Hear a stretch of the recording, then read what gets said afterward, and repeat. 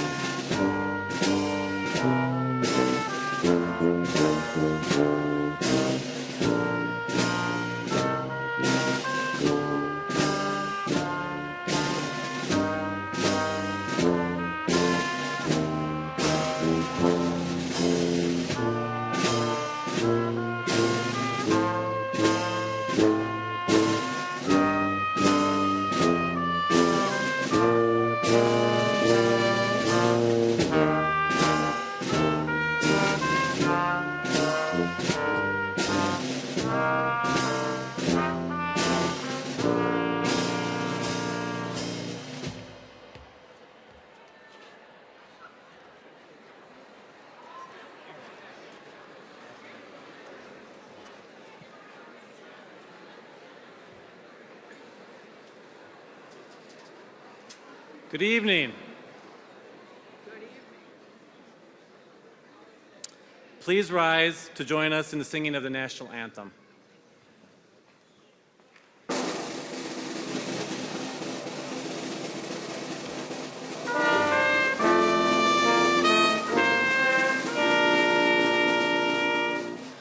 Oh, say, can you see by the dawn's early light what so proudly we hailed at the twilight's last gleaming, whose broad stripes and bright stars through the perilous fight o'er the ramparts we watched were so gallantly streaming, and the rocket's red glare, the bombs bursting in air, gave proof through the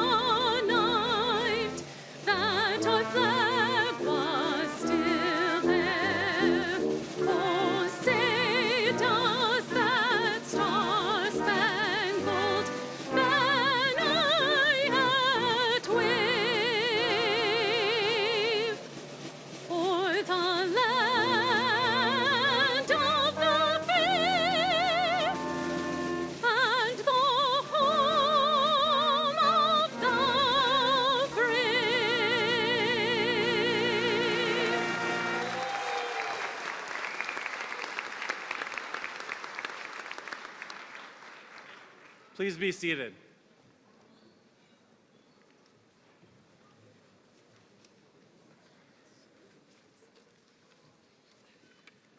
That's the first of bossy commands I'm going to be making all night long.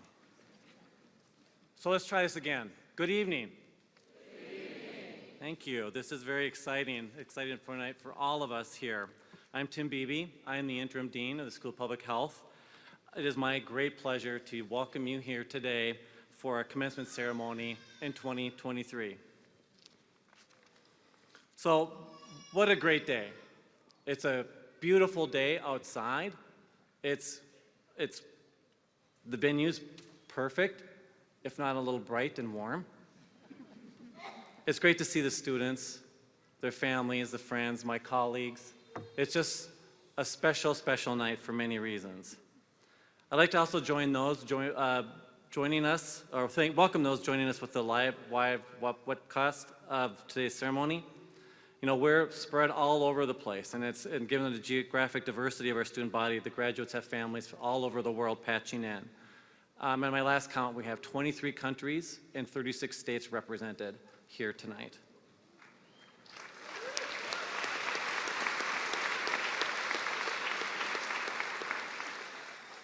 So during today's ceremony, I invite you all to follow us on Twitter and Instagram and post a congratulatory message of your own by using the hashtag SPHgrad. Faculty, I also invite you to participate throughout this process and tweet and post your great news about this wonderful class and this experience tonight. So before we begin, I want to acknowledge that the School of Public Health at the University of Minnesota Twin Cities is built within the traditional homelands of the Dakota people. Minnesota comes from the Dakota name for this region, Minnesota Mikoche, which loosely translates to where the waters reflect the skies. It is important to acknowledge the peoples on whose land we live, learn, and work as we seek to improve and strengthen our relations with our tribal nations. But we also acknowledge that words are not enough. We must ensure that our institution provides support, resources, and programs that increase access to all aspects of higher education for our American Indian students, staff, faculty, and community members. So every commencement ceremony reminds us all as faculty why we do what we do and why we chose a career in public education. You, our students, came here from all over the world for a professional and scientific education in order to make the world a better place and improve the health of communities. We're honored as faculty to have played a role in your education and launching you into your new careers or growing you into your new careers. Today marks a major milestone toward that future that you want for yourselves and for others. In your commencement program, I believe you all have them, you'll see that some students are identified as members of the Delta Omega Honorary Society in Public Health. The society was founded in 1924, and there are now more than 100 chapters throughout the U.S. and abroad. Our Pi chapter has more than 900 students, faculty, alumni, members. Membership in Delta Omega reflects an individual's dedication to increasing the quality of our field, as well as the protection and advancement of health of all people. Members are chosen through a very selective process that considers their outstanding performance and devotion to the field. Congratulations to all the student inductees.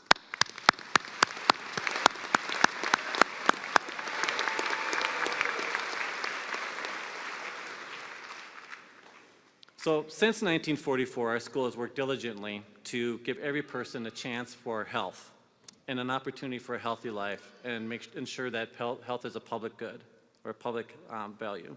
This year we'll award some 300 degrees and certificates to our students. For 79 years we have prepared some of the most influential public health professionals in the world that have gone on to change the practice of public health across multiple different sectors. And for many decades to come, 79 plus, we hope to do the same for future cohorts of students. So we have a wonderful ceremony tonight. I want to thank everybody who made this happen tonight and contributed to design and execution. So I want to introduce all the people here on the stage here first. So when I call your name, please stand and wave so we can recognize you. So representing the University of Minnesota Board of Regents, Regent Janie Maron, please stand.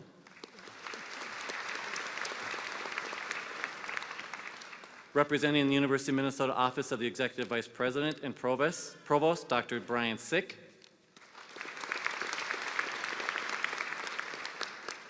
I just think that's the most awesome surname for a physician. My dentist growing up was Dr. Chop. I'm not sure why I shared that with you. From the School of Public Health, Associate Dean of Education and Engagement, Betsy Wattenberg, is unable to join us tonight. But we do have Associate Dean for Research, Dr. Marizan Ramirez.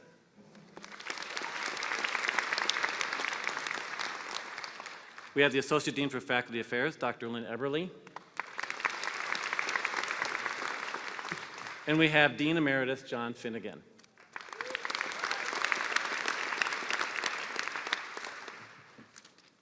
So we have our commencement speaker, Dr. Brooke Cunningham, who was appointed as the Minnesota Department of Health Commissioner. I'll say more about her shortly. The president of the School of Public Health Alumni Society, Susan Lepke, class of 2007. This year's mace bearer, former Department of Health Commissioner Jan Malcolm.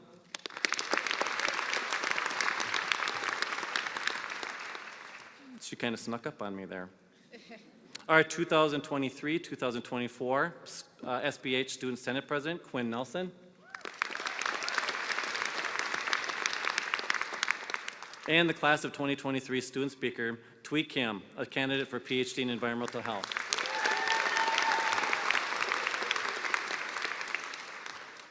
So our school has one of the most scientifically diverse faculty on the university campus. I think it's listed in the booklet that you have, but we have over 24 disciplines represented in our faculty. And that's kind of public health. Let's recognize our outstanding faculty now. As I name you, please stand. Please hold your applause until I get through the list, and each of you can remain standing. So I told you I was going to be bossy.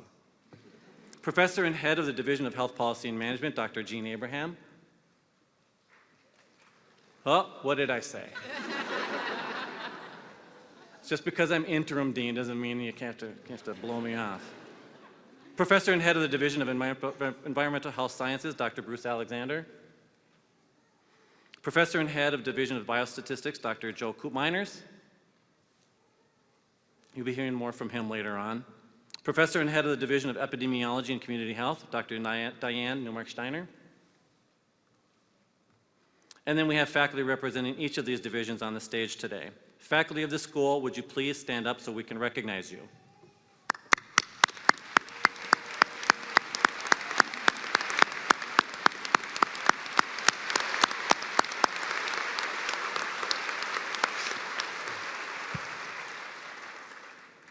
So last year, I kind of missed the instruction where they can sit down. And they were standing behind me for like 15 minutes. I promise not to do, well, you're way ahead of me. They realized that they didn't have to listen to me. So these faculty, these wonderful faculty, my colleagues, are dedicated to equipping students to respond to the world's most pressing needs. They share with you students a commitment to having an immediate and long-lasting impact on our communities. The graduates of our certificate programs have gained skills in focused areas of public health to complement their current careers and improve the health of our communities. Our Master of Public Health grads will shape public policy, develop evidence-based programs such as outreach, and work in public health agencies, non-governmental organizations, healthcare, and community settings. Our Master of Science grads have gained critical skills in big data access, management, and analytics. They'll bring their skills as clinical research to a whole host of different venues. Graduates of our Master's of Healthcare Administration, again, recently ranked #2 in the country. Is that it? Okay.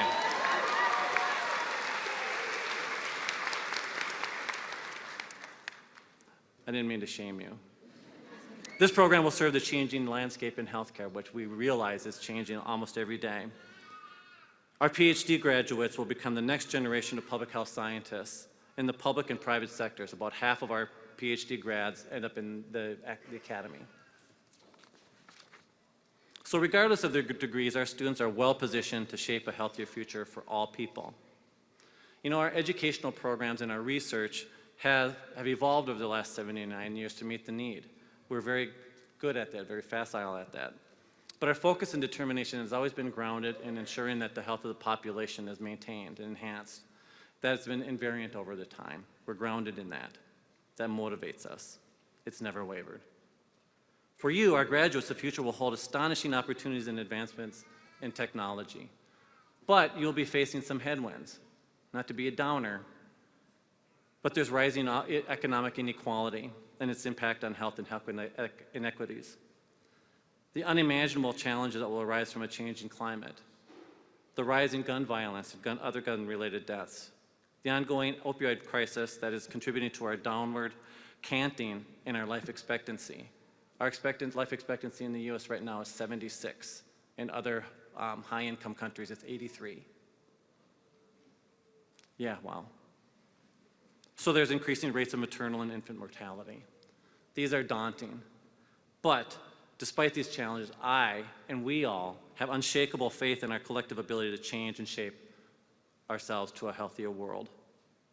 We're very proud to have played a role as the teachers, mentors, and advisors that have helped you to develop the tools that you'll need to make a difference. You know, you all have been through so much. It hasn't been an easy past few years. It has taken grit, determination, and perseverance. These are assets that you'll need to draw on as you enter the field of public health. But you won't have to do it alone. Public health is defined by its partnerships. Please stay connected with the school, faculty, and each other throughout the course of your career.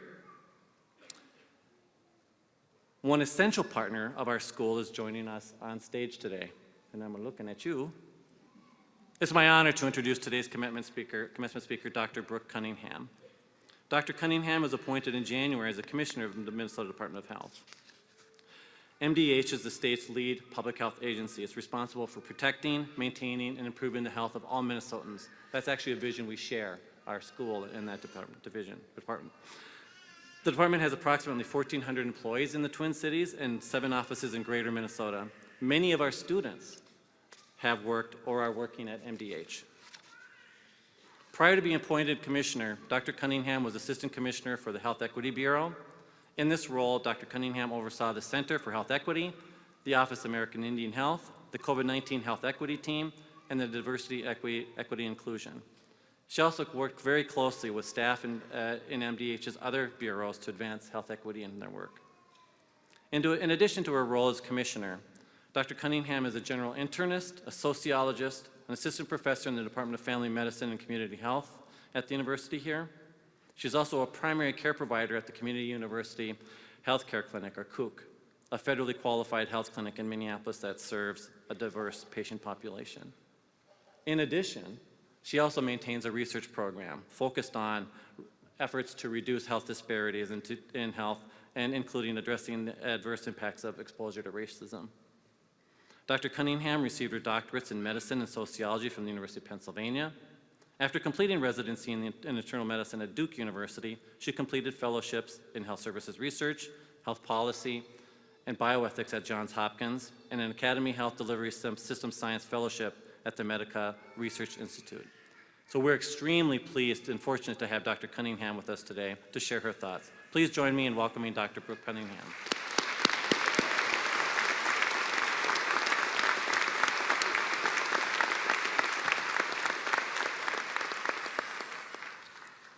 Good evening.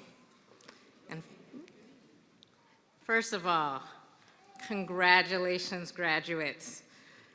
Congratulations on your achievement. I am so happy to be here with you tonight. Thank you, Dean Beebe, for the invitation to join you tonight. I also acknowledge all of today's special guests, and special thanks to Commissioner Malcolm for the incredible service she gave to our state, not only during the pandemic, but over the course of her career. I appreciate her leadership, mentorship, and friendship. Thank you, Commissioner Malcolm.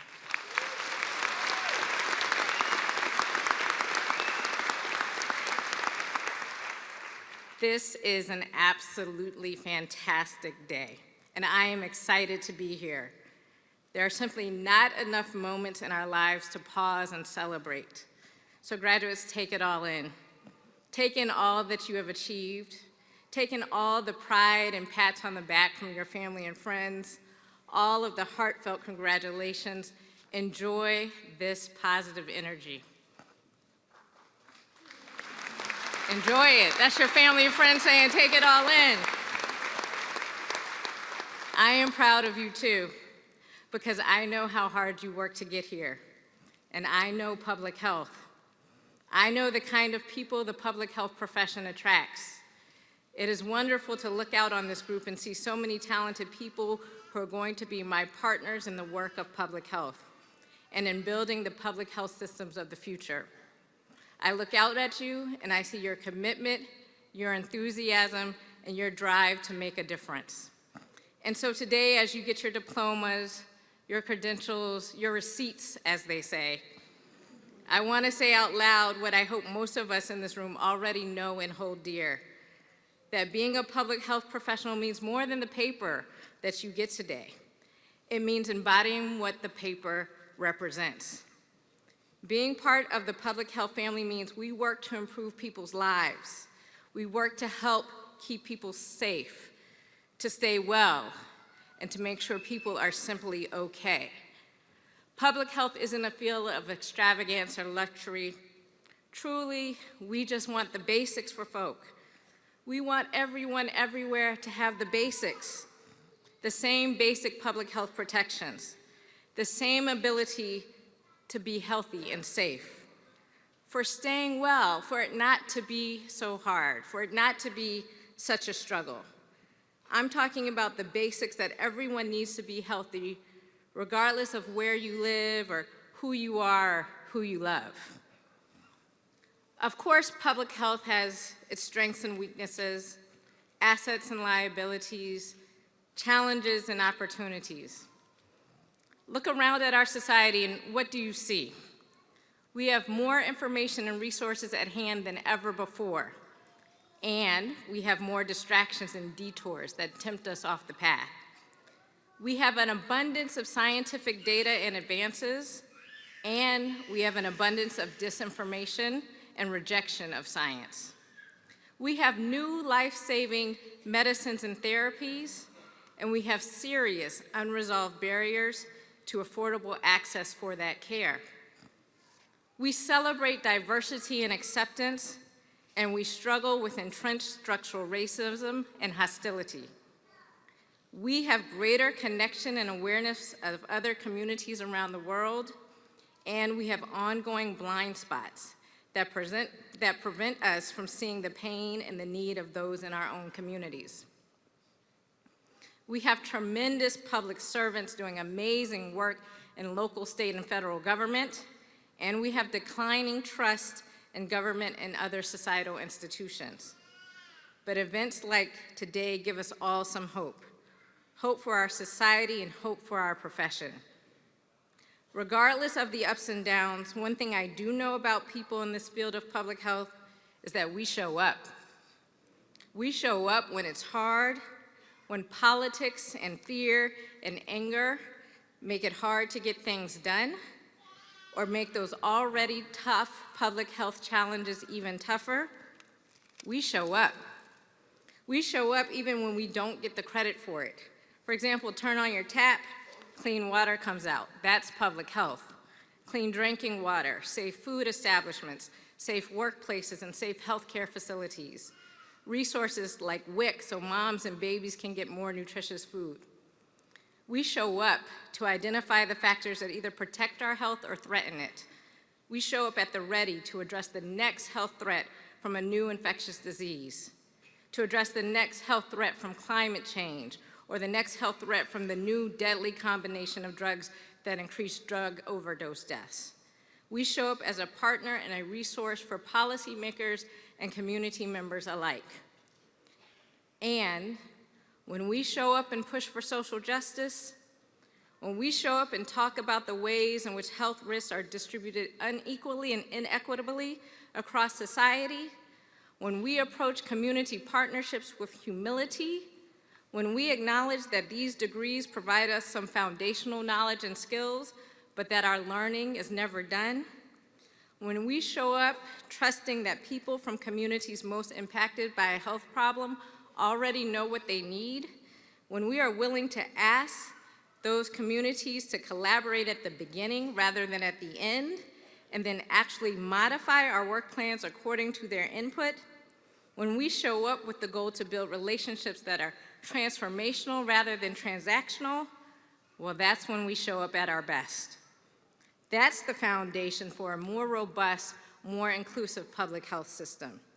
And for me, that's the joy of the work, working for the people, with the people. Public health impacts people's lives for the good. And because of that, even on those cloudy, dark, stormy days, this field gives you something you may not find as easily in some other professions. It provides a clear sense of purpose. And having purpose in one's work adds more to our quality of life than we often recognize. Indeed, an elder psychiatrist who used to practice with me at the Kook Clinic in Minneapolis always used to say, one of the best antidepressants is meaningful work. That is the gift we get from public health, a gift that grows in direct proportion to what we give to public health. Over the last few years, there were a lot of difficult moments, but public health can be proud of the work we accomplished in the spotlight. Minnesota was among the top states in successfully striking the balance of protecting public health, limiting disease spread, and ensuring the stability of our communities and economy. That spotlight that fell on public health during the pandemic also meant that more people began to think about our profession and its role in society. And because of that moment of attention, we have a fresh opportunity to tell our story, the public health story. We can explain that yes, while individual choices matter, choices occur in a context. And for far too many Minnesotans, choices are constrained by the environments in which they live. Yes, eat your vegetables. Be careful about your alcohol intake. Don't smoke. Exercise when you can. But when you must choose between medicine and food, or between food and diapers, that makes it tough. When the grocery store decides to divest from your neighborhood, that makes it tough. When the neighborhood isn't safe, that makes it tough. When you can't get off work to go to the doctor or the dentist, and then they don't take your insurance, that makes it tough to stay healthy. Which is why the science of public health must include the social science of public policy. When I sat where you all sit today, I frequently talked about evidence-based policies. Then evidence-based practice was further drilled into me as a medical resident, because every night when we admitted a patient, we had to search for an article in PubMed to justify our medical decision-making. And you all know that public health is a data-driven field. In public health, we are always asking, how do we get better information?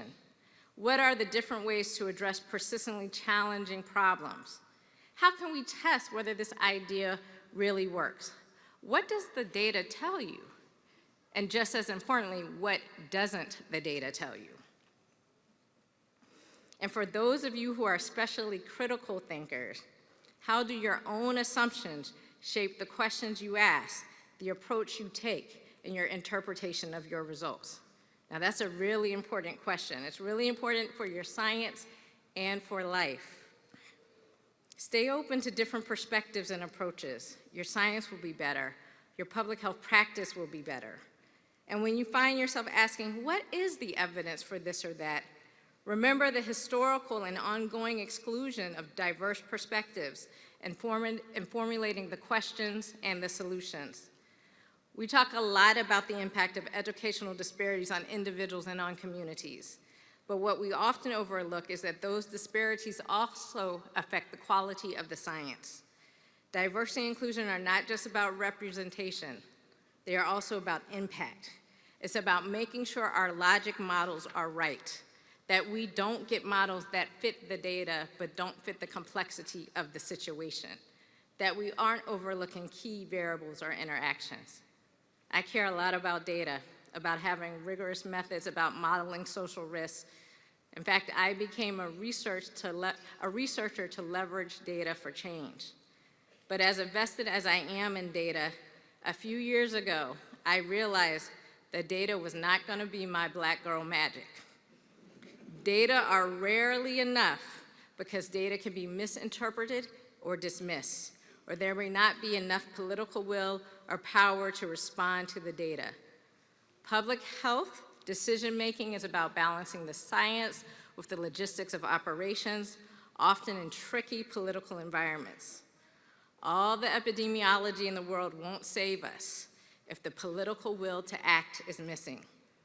And when we look at COVID, when we look at the history of health inequities, data are not just insufficient, they are woefully insufficient. Today, in the aftermath of the pandemic, I suspect schools of public health are taking a second look at their courses on the politics of public health practice. And if they aren't, they should be. Some of it is about the shenanigans that Commissioner Malcolm faced, but it's also about what it's like to be in the room when the door closes and why it's so hard to get public health funded. It's also about the role of advocates and lobbyists to bring attention to or block the advancement of an issue. To get the public health systems we need, all of us here tonight need to be sophisticated political actors. Although much of public health work is invisible, what is visible to many is that their living conditions across generations have not really improved. The data on health inequity seems to be the same year after year. And many from communities most impacted by health inequities understandably criticize us when they see us writing another report or another journal article. Because of that, and because most of us want to see the real-time impacts of our work, Dean Beebe and I have begun to talk about the steps to pull our institutions closer together. Often, School of Public Health students will intern at the Minnesota Department of Health. I just met Zach Zernhelt just the other day. Zach, I think you're out there. But School of Public Health faculty interact with our staff less than students do. And we'd like to change that so that we work together routinely, not just to get a grant or when it's all hands on deck during a public health emergency. More intentional partnerships can improve the quality of our data, the educational experience of students, and the overall impact of the public health professions in Minnesota. That said, essential work often starts or is accelerated by a report. So let me tell you about a seminal report in my life and in the state's history. Soon after I moved here, the Minnesota Department of Health released its 2014 Advancing Health Equity Report. I was so excited about that report. It put the Minnesota Department of Health on my radar. It put the Minnesota Department of Health on the radar in a new way across the country. The report talked about structural racism when very few people and institutions were. And right there and then, in 2014, I fell in love with MDH. I arranged for a meeting with then Commissioner Ed Ellinger. I went to his office, which is my office now. I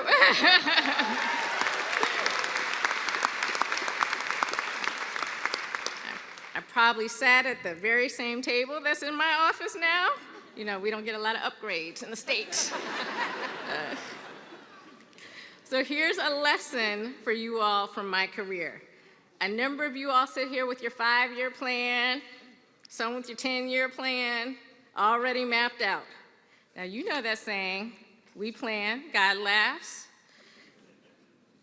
You know when I was at that table with Commissioner Ellinger as a postdoc, not yet on faculty at the U, planning for my academic career, I had absolutely no idea that 10 years later, I'd be on the other side of the table as commissioner.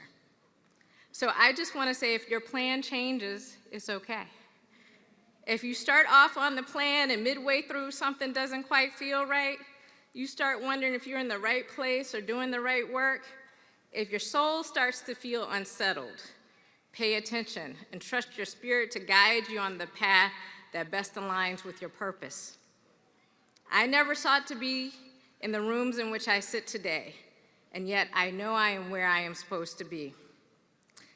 After the pandemic, yes, there are some scars, But before us, we have a new generation of bright, motivated, and well-trained public health professionals, ready to join the ranks and help us accelerate the good work. I suspect that somewhere out in the group of graduates there, we may have future health commissioners and local public health directors and tribal public health directors and innovative, disruptive, and dedicated policy and technical minds who will challenge those commissioners and directors in a productive way to help find new solutions. This is an opportune time to be graduating with a public health degree.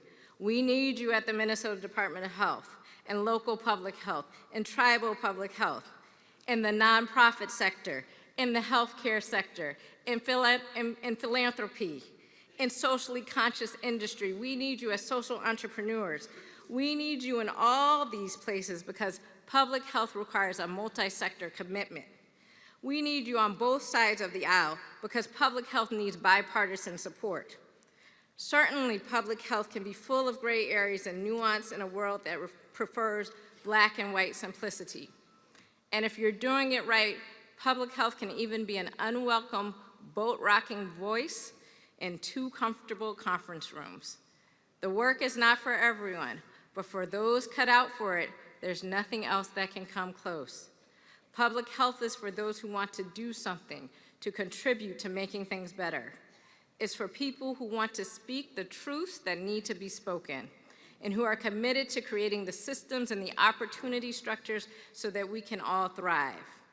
I believe that there are few fields that offer a person the kind of world-changing, world-improving opportunities that you will find in public health. We are doing big things in Minnesota, and I can't tell you how fantastic it is to feel the energy of possibility. What I feel right now in my role may be very much like what you are feeling today as you imagine your future. I am excited for you. I'm excited for me. I'm excited for public health. Thank you for stepping up, and congratulations.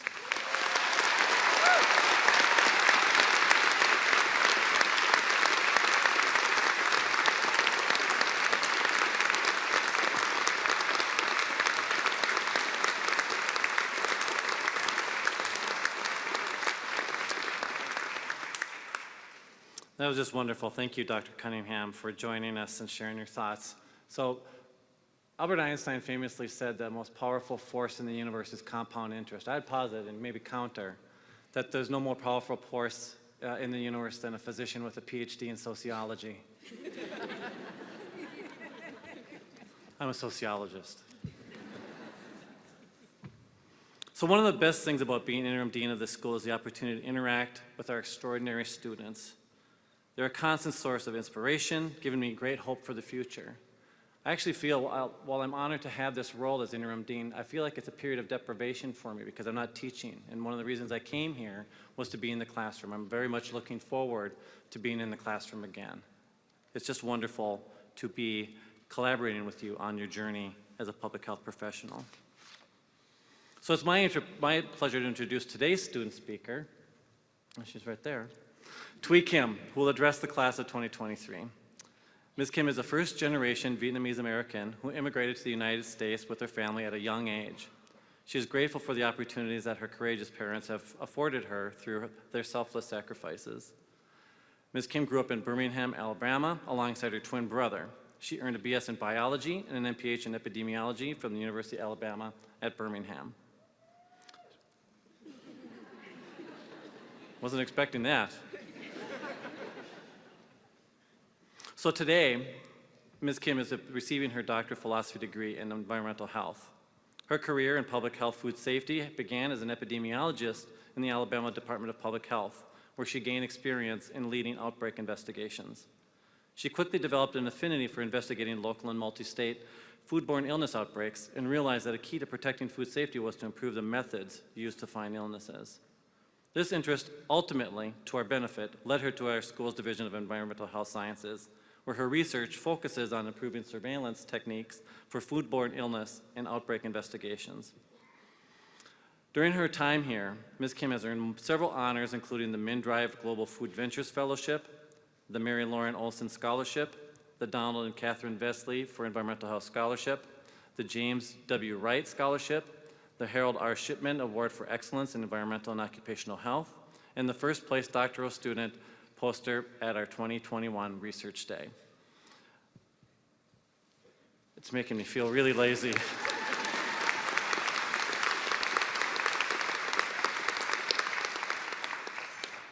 And remember, she was doing all this while she was completing her dissertation. So she's also, I got to know her quite well. We're both on the Dean's Search Committee, and her insights and opinions were outstanding. She also represents the school on the City of Minneapolis Public Health Advisory Committee. So please join me in welcoming to the School of Public Health student commencement speaker, Thuy Kim.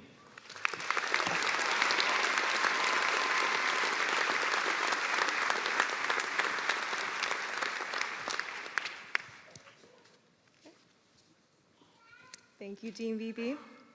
Good evening, graduates, family, friends, colleagues, staff, and faculty, or as my Alabama roots dictate, y'all. Growing up, I didn't see a lot of people like me on stages. And by that, I mean people who were immigrants, who were the first in their family to go to college, whose family struggled to make ends meet, and who were painfully shy. My journey can be illustrated through the metaphor of the lotus, the national flower of my birth country, Vietnam. The lotus, a symbol of commitment and optimism, grows from the muddy water of ponds where no other flowers can. This determination to thrive and resilience to push through tough environments are traits that my parents embodied. Growing up during a time of war, my parents didn't have opportunities to further their education. And so the value of education was instilled in me and my twin brother at an early age. We had to grow up pretty fast to help my parents navigate this new life in the US. And throughout much of our childhood and adolescence, and even now as adults, we have had the extraordinary challenge of balancing the cultural identities of our Vietnamese heritage and the identities that we build as Americans. What I've come to realize is that we all hold multiple identities, and that's our truth. The lotus grows horizontally, interconnected in the mud, and they send stalks up to the surface. This intricate root system models the support of the family, friends, and mentors who are here, online, and those who we wish could be here to celebrate in this joyous occasion. This is a celebration of their success too. Can we take a second and give them a round of applause?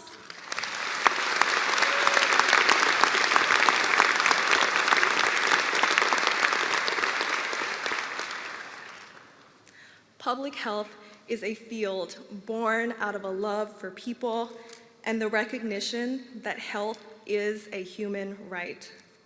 The power of public health lies in community, the ones that we find and the ones that we build.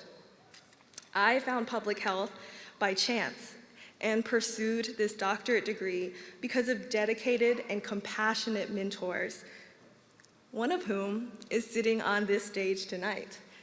My advisor, Dr. Craig Hedberg, who pushed me to dream big and to do bigger.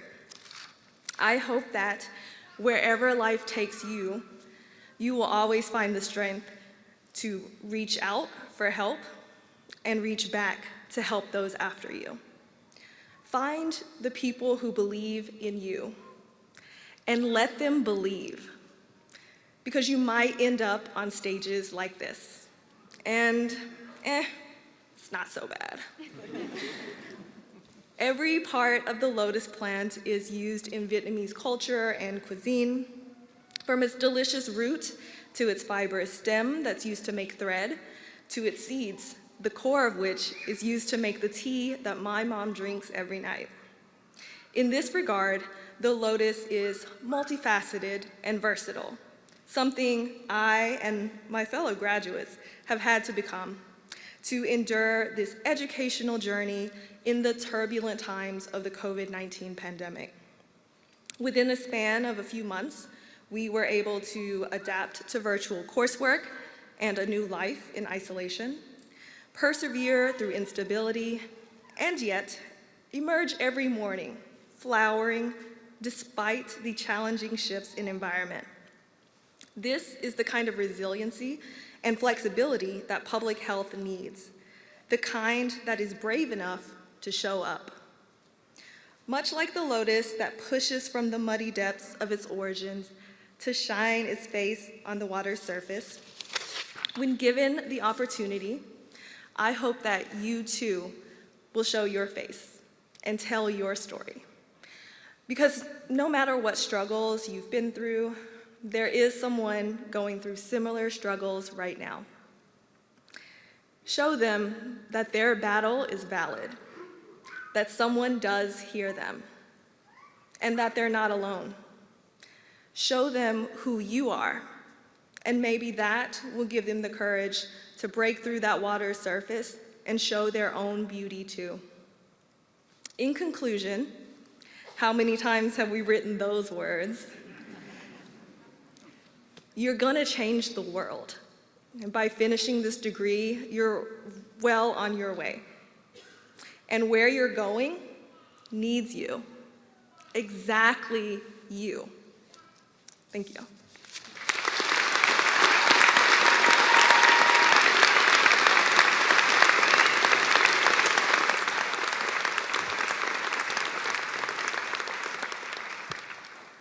That was just great. Thank you, Thuy. Well, the time has come. Well, not really. We only have a couple more hours, so hang with us. So today is a significant turning point in the lives of all of you and your families. Graduates, rather than marking and ending commencement, means the beginning. It signals the beginning of the next stage of your life, from student to public health practitioner and scientist. You'll take all that you learn in the classroom, in the field, from your professors and one another, and use that new knowledge to make the world a better place. And I really mean that. I now invite Professor Joe Koopmeiners to the podium to present this year's candidates for degrees from the School of Public Health.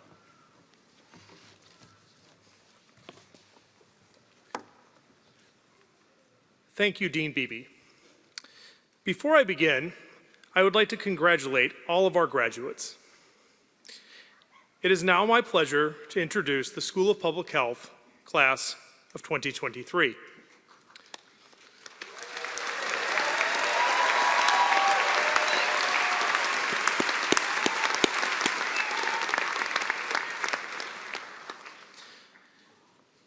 We will begin with our Master of Healthcare Administration.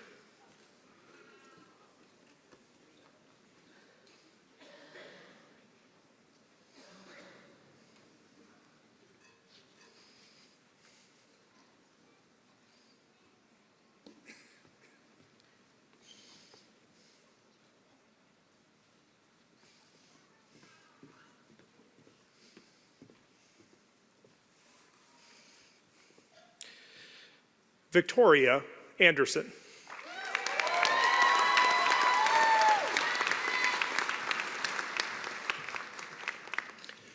Brendan Lip.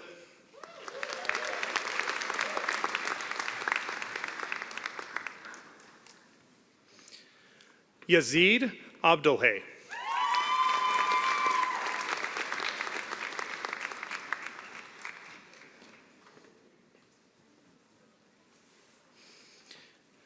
Dana Varyugis.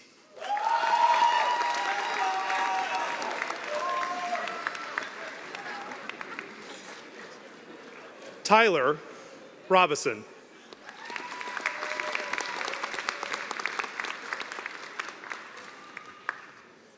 Zach Anderson.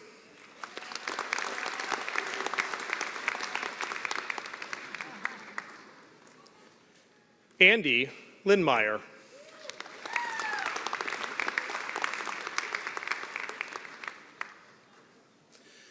Jacob Ford.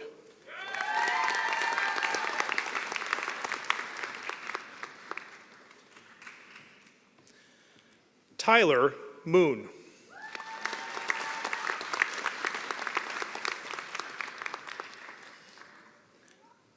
Alex Last.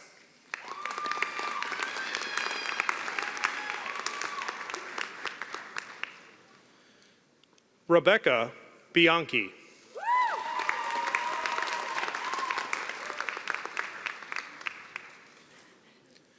Summer Jaber.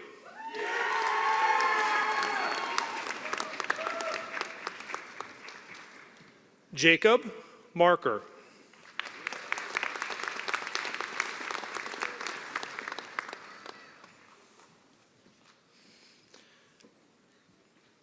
Kent Edderburn.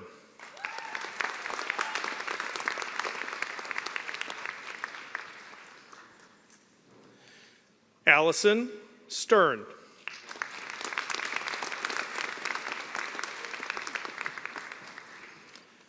Zoe Edwards.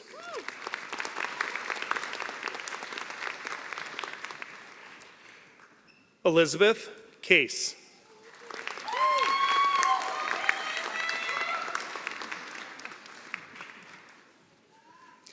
Elliot Forrest.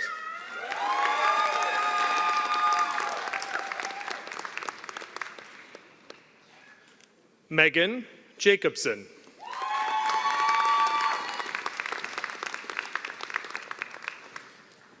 Candelaria Conde de Frankenberg.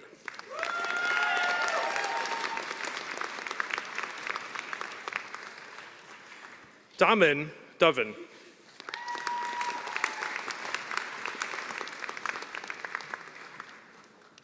Nikita Sandesh.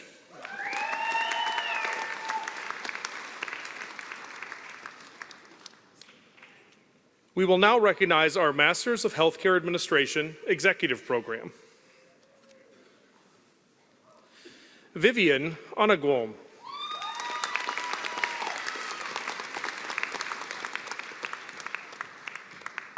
Karen Larson.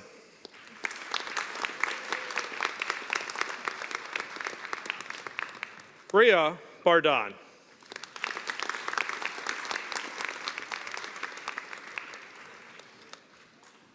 Sarah Lee.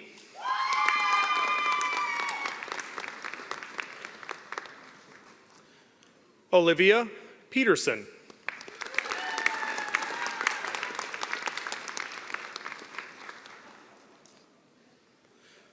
Torsten Grunheid.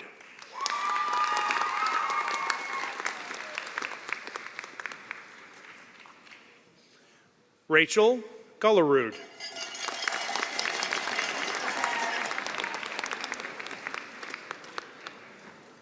Kevin Egan.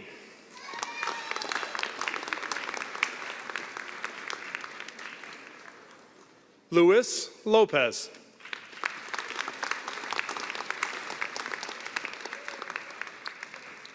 Angela Kierstead.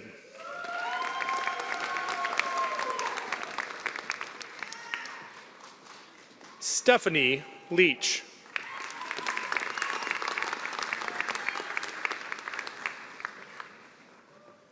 Richard Arndt.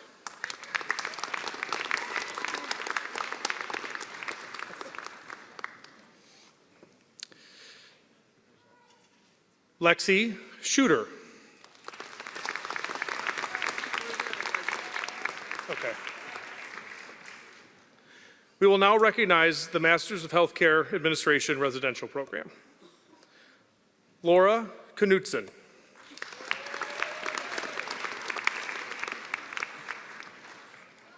Riley Andrilla.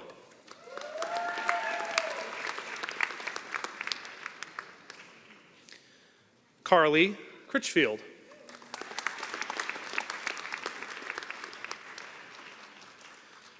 Claire Holland.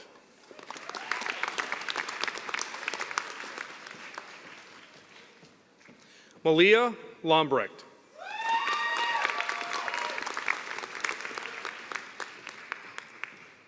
Naveen Iyer.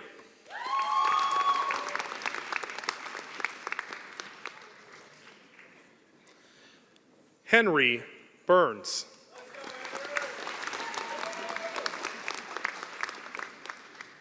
Lucas Halverson.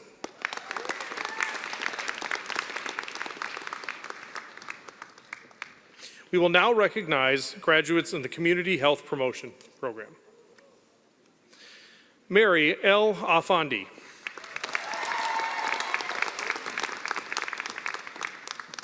Zachary Davenport.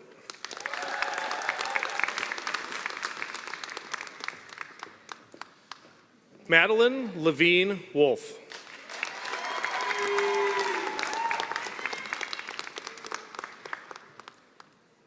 Emily Scala.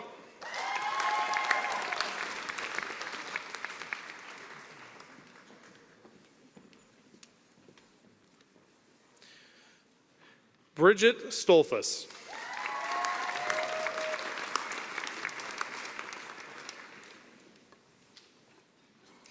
Ashton Lohr.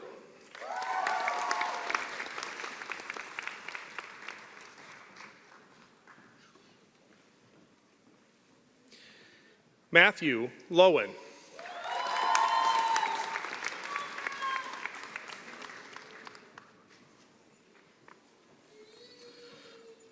August Glomsky.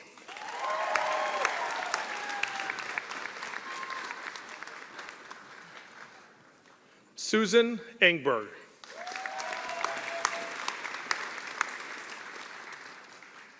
Madison Bessler.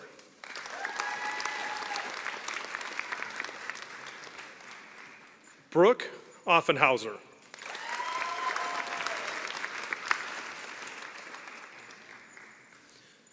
Kelsey Larson.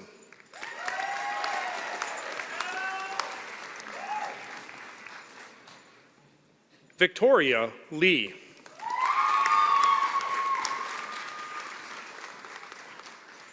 Spencer Zeck.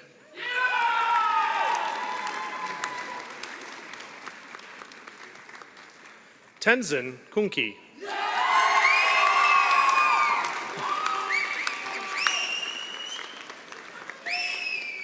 Joy Schmidt.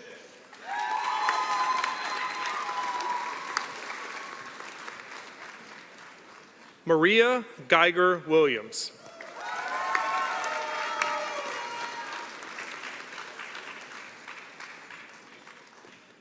Kayla Peterson.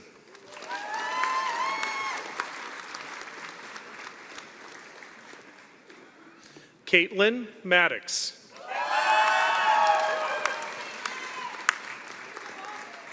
Hannah Yee.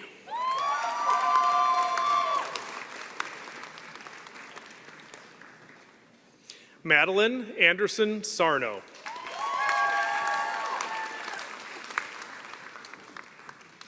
Annie Wynn.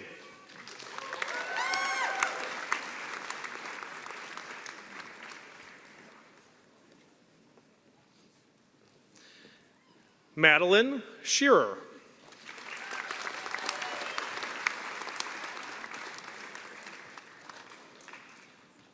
Leah Hailu.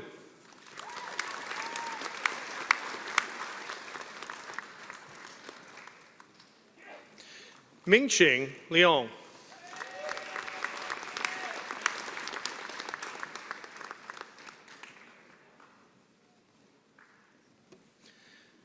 Haley Matson.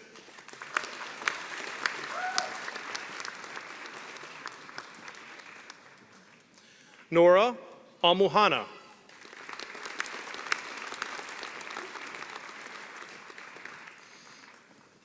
Katie Twyman Metzger.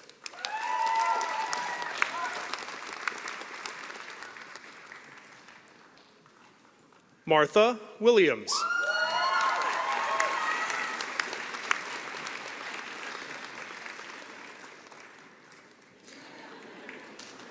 Zachary Schmidt.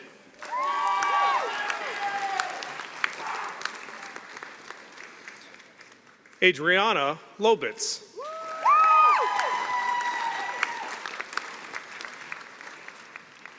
Madison Wyrick.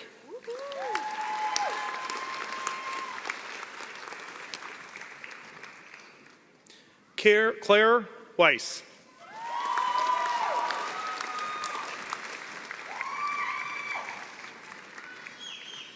We will now recognize our Master of Public Health students specializing in environmental health. Zachary Zernhelt.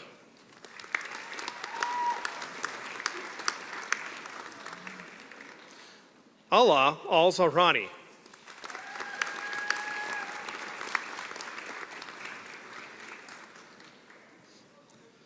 Julie Tegai.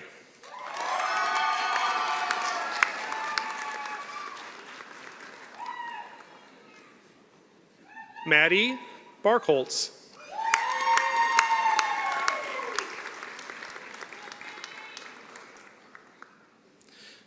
IKT Sneh.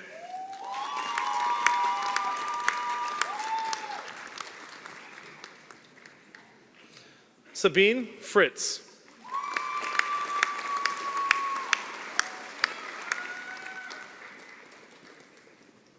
Nicole Oblon.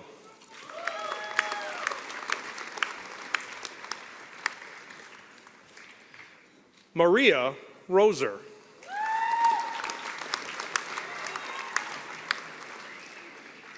Mackenzie Differding.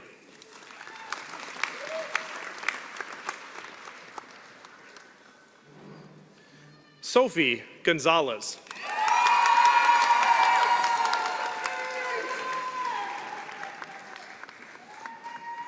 Jacqueline Johnson.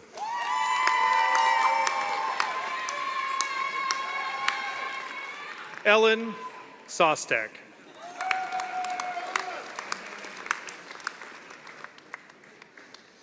Jill Feinstein.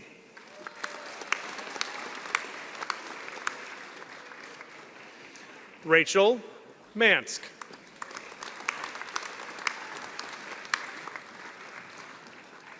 Jonathan Evans.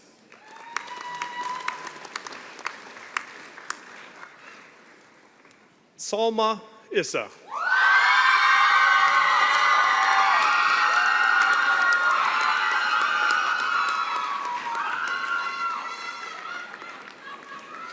We will now recognize our Masters of Public Health students specializing in epidemiology. Salma Noor.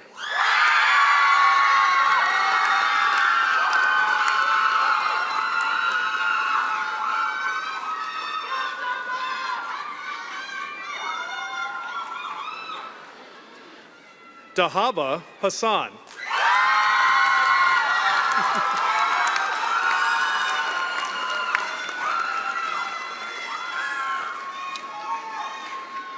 Asma Muhammad.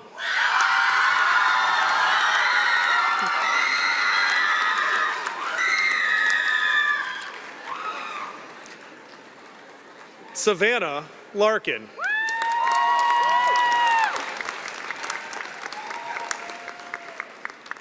Rebecca Tome.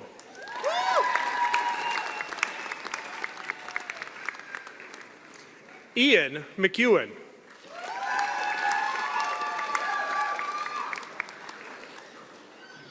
Oluwatosin Olawale.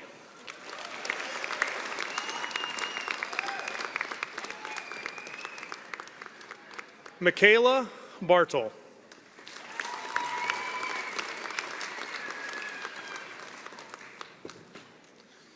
Shweta Sharma.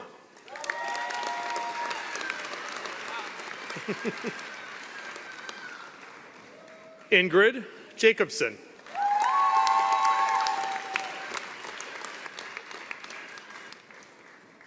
Grace Hernandez.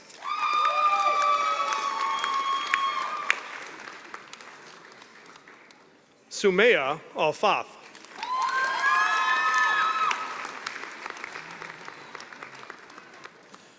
Denisha Demerit. We'll just wait for a second.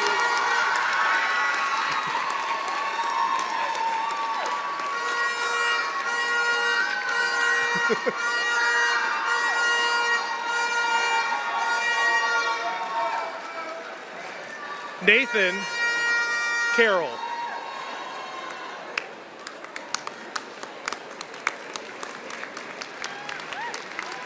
Ethan Cannon.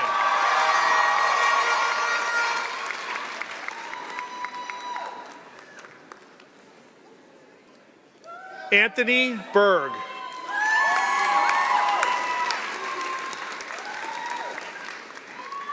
Jasmine Burbank.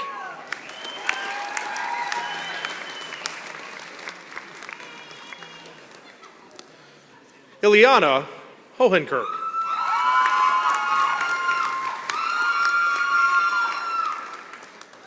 Elizabeth Snyderman.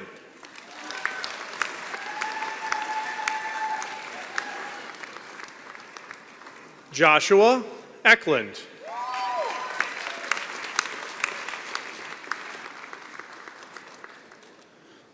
Lauren Doherty.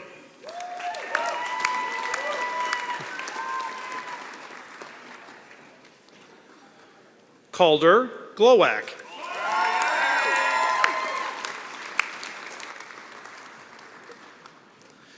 Deidre Foss.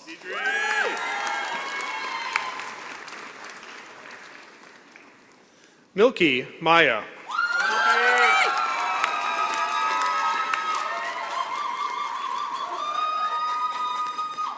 Jenna Slack.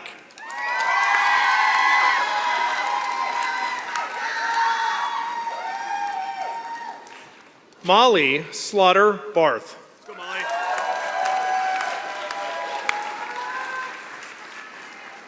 Samuel Moen.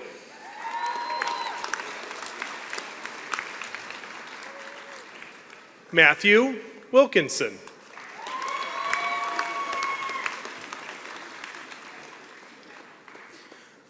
Grace Liu.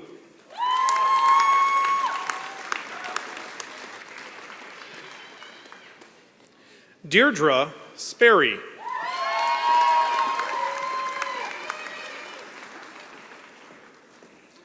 Andrew Hoyam.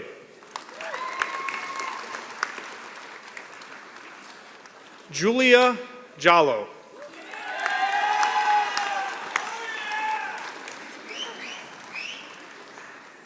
Eleanor Weisblatt.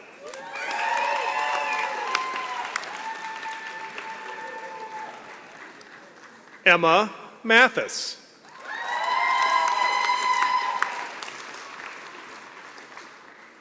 Madison Bissonette.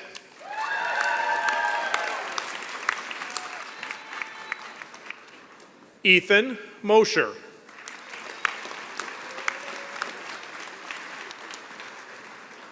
Elizabeth Peterson.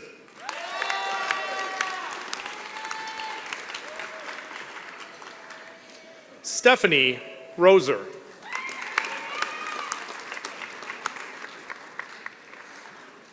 Farrell Rome.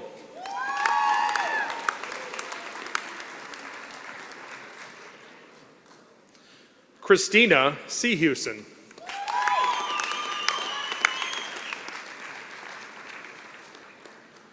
Samantha Sandvik.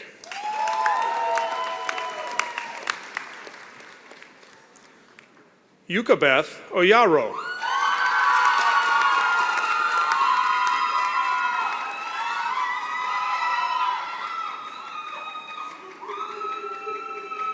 Jacqueline Schlepper.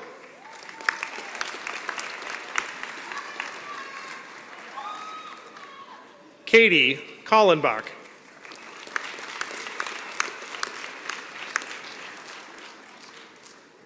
Catherine Lowen.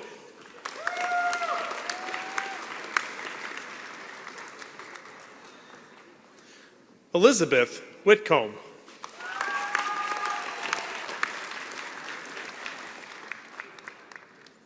Lacey Pelkey.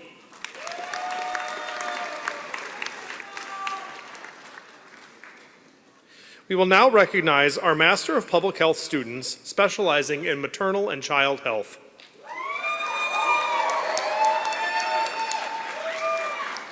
Kaylin Amak.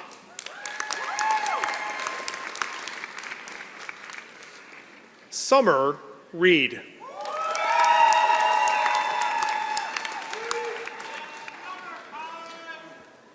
Marilyn Herrera.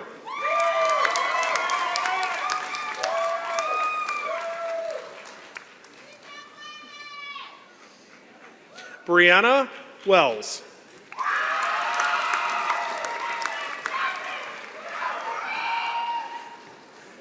Lauren Roach.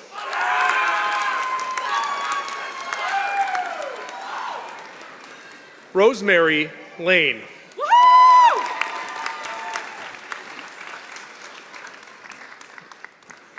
Haley Lipozovich.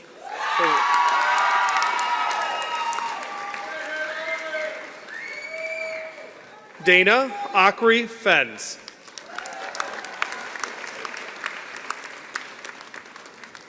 Brandy Har.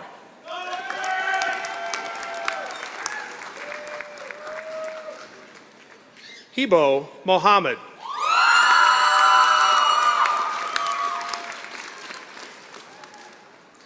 Dashell Lucas.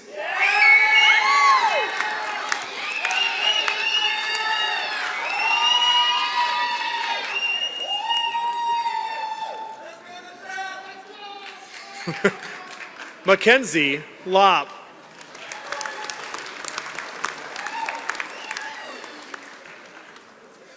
Brianna Lundgren.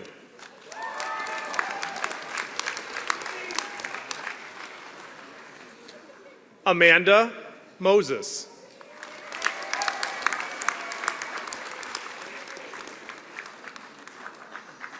Morgan Weingarten.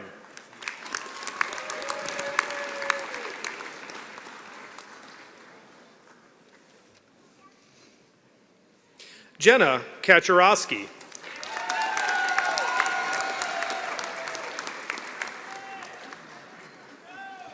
Ashley Beauchamp.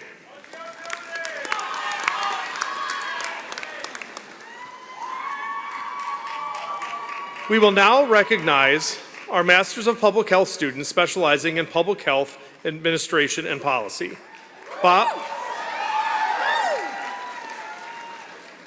Bob Lieball.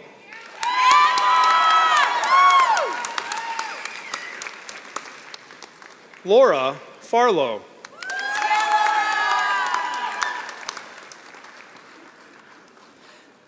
Abigail Wenninger.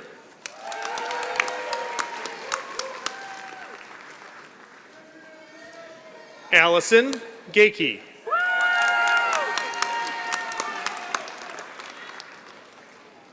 Emily Hinton.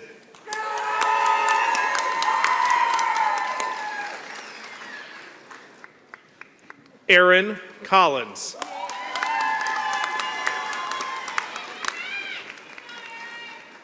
Mary Ann Powell.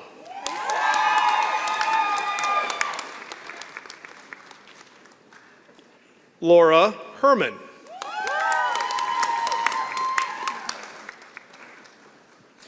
Ashley Chavez.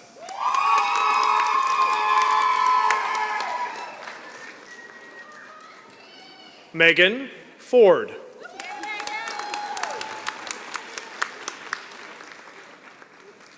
Phoebe Chastain.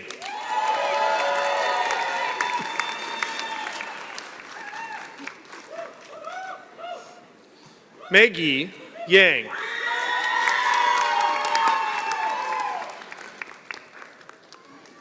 Miriam Valley.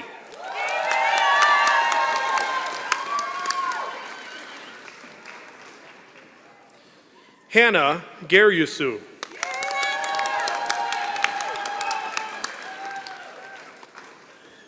Maya Benedict.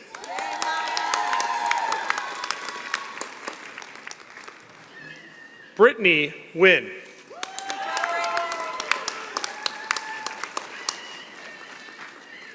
Sophie Zelke.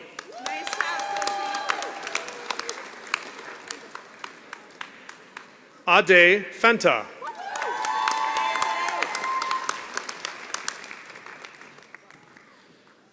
Sesen Kedone.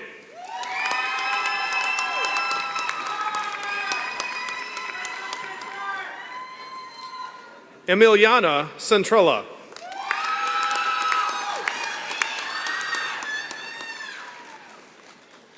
Kelsey Einertson.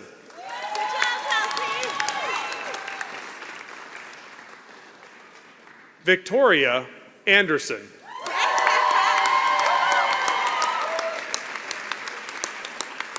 Jacob Stauffer.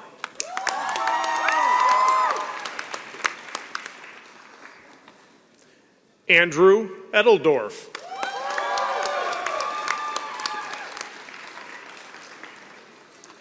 Yelena Tron.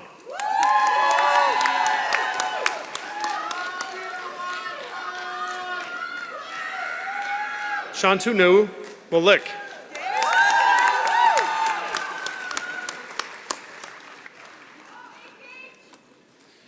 Sharoz Sharaniu.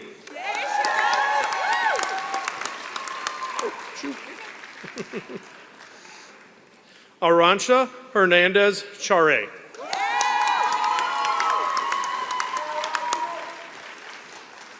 Sabrina Ali.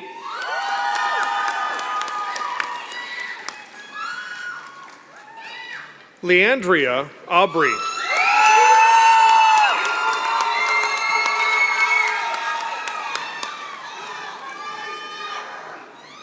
Siamara Santanu.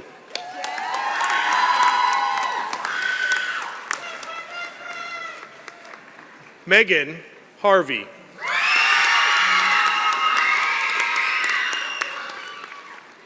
Courtney Cloud.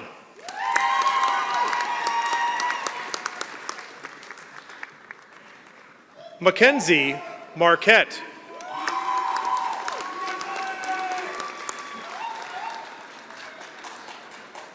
Catherine Medina.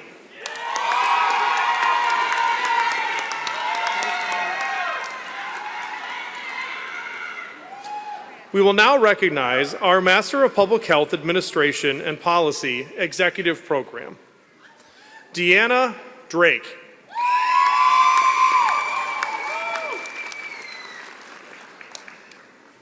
Aaron Leninger.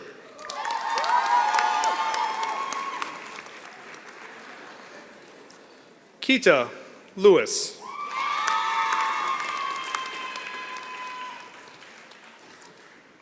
Judith Schleyer.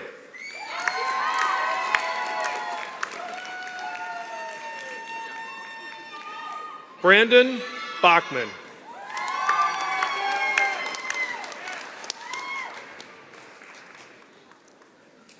Tony Gazzardo.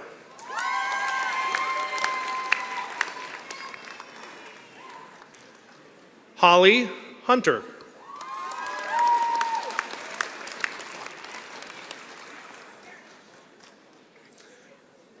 Nicole Conklin.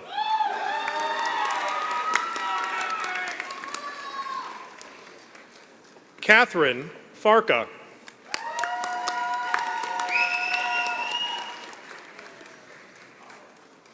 Rachel Voss Need.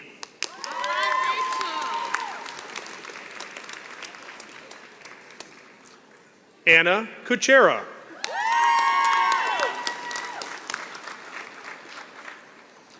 Talia Glass.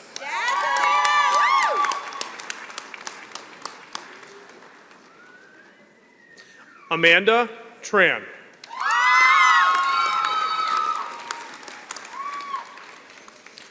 Melissa Baez.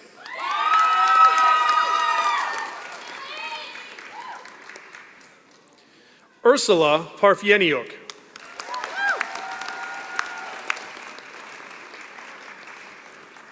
Devin Miller.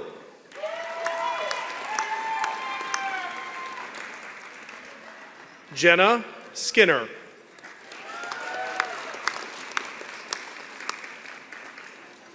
Catherine Adele White Johnson.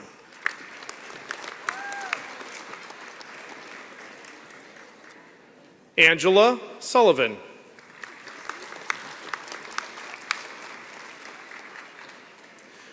We will now recognize our Master of Public Health students specializing in public health nutrition. Alec Janning.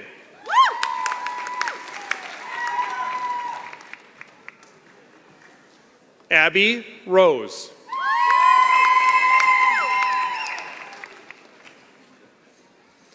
Mai Tao.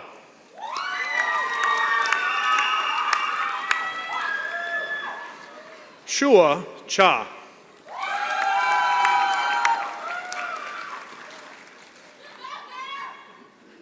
Brianna Kawasaki.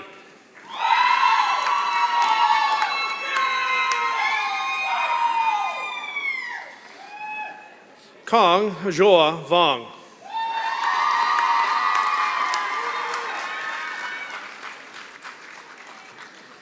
Melanie Maldonado.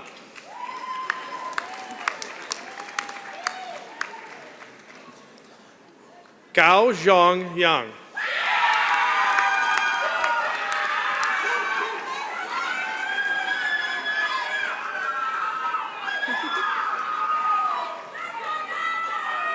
Caitlin Cooper.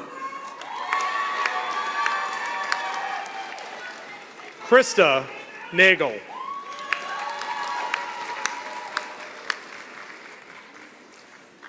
Rita Stevenson.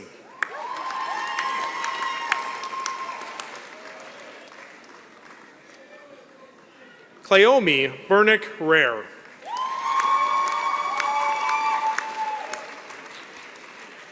Tatum Byer.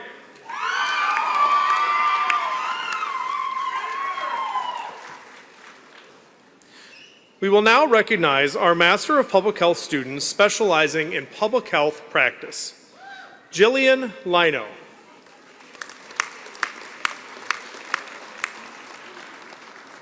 Katie Eisenreich.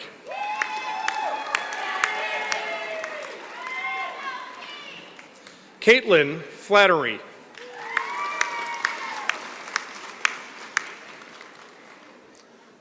Maya Sheikh.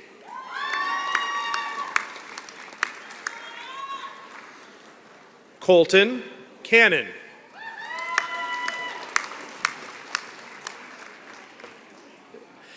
We will now move on to our Masters of Science students specializing in biostatistics. Yijun Chen. Ziri Dan.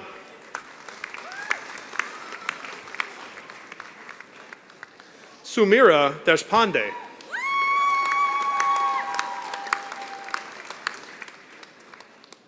Madeline Duffy.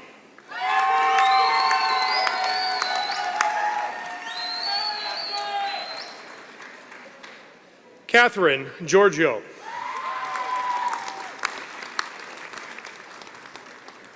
Maria Godinez.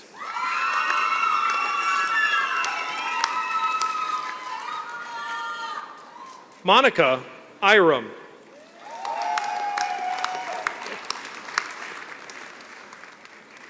Ziren Zhang.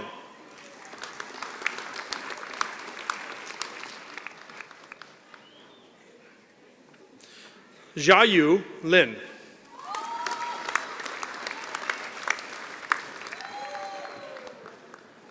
Chen Ling.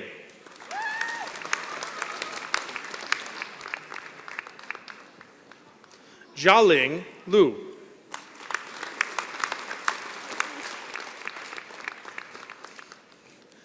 Nilanjana Paudel.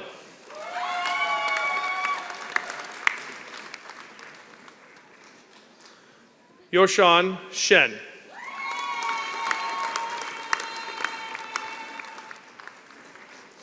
Abby Vogel.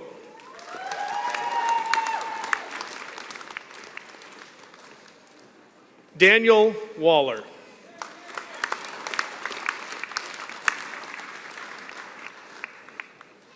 Yensong Wen.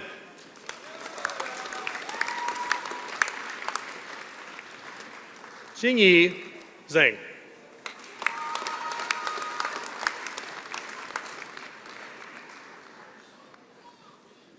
Mengting Zhao.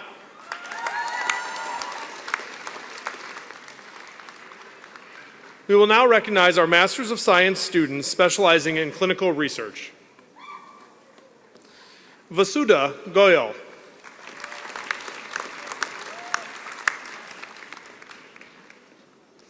We will now recognize our Masters of Science students specializing in environmental health. Julia Toothman.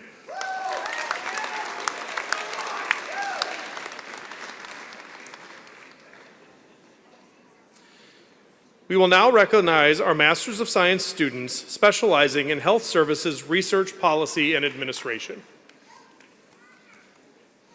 Zainab Ahmed.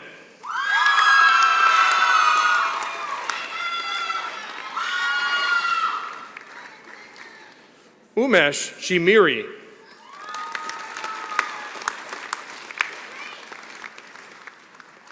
Grace Gilmore.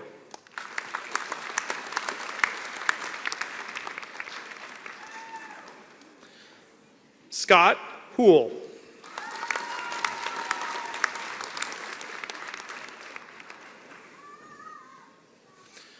Amandeep Rata.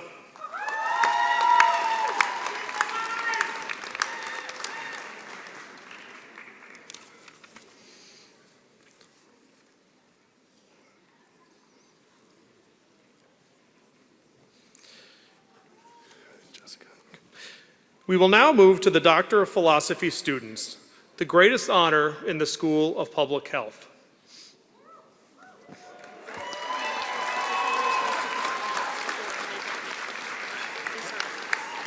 Well,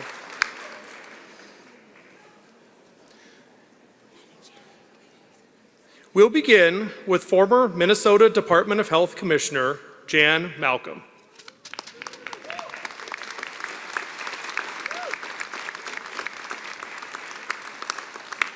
In 2020, the University of Minnesota awarded Commissioner Malcolm an honorary Doctor of Philosophy degree in public health. The university chose this honor for Commissioner Malcolm for many reasons. Among them are her 40 years of leadership in public health, health policy, and health care delivery, and her challenge to everyone, including herself, to never forget those who are underserved and to act generously on their behalf. Due to the pandemic, we were unable to bestow Commissioner Malcolm's degree in person in 2020. We are honored to be able to do that at today's commencement and to thank her for her long and respected career devoted to making health a human right for all Minnesotans. Commissioner Malcolm, please come forward to receive your doctoral hood and honorary degree.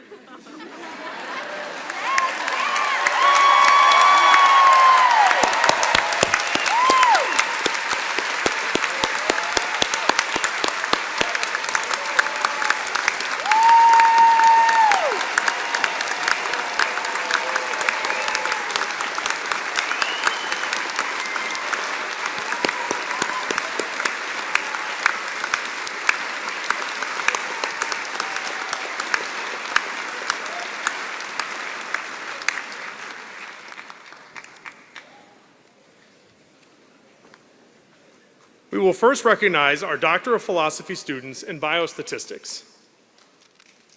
Our first student is Jessica Butts, who will be hooded by Sandra Sappho and Lynn Eberly.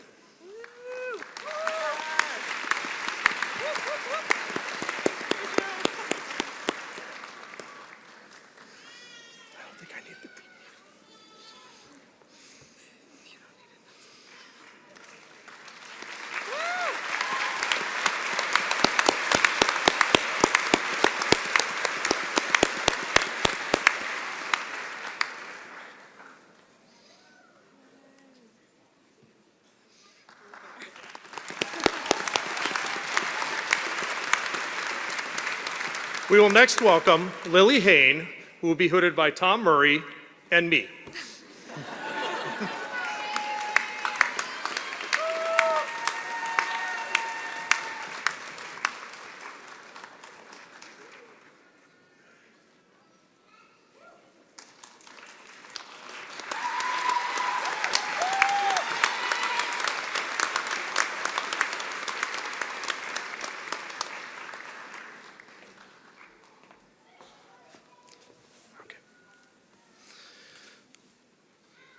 We will now welcome Ziyu Ji, who will be hooded by Julian Wolfson.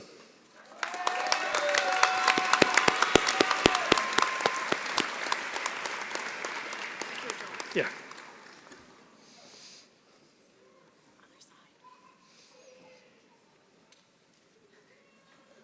Give him some help.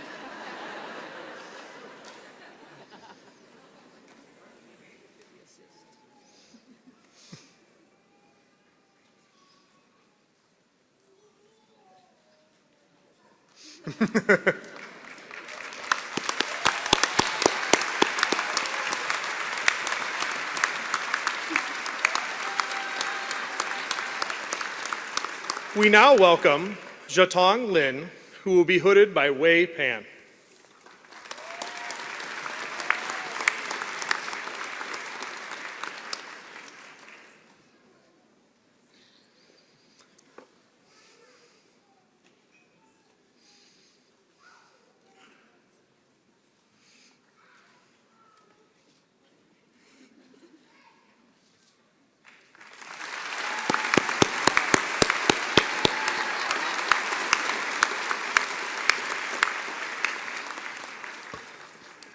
We now welcome Elise Palzer, who will be hooded by Sandra Sappho.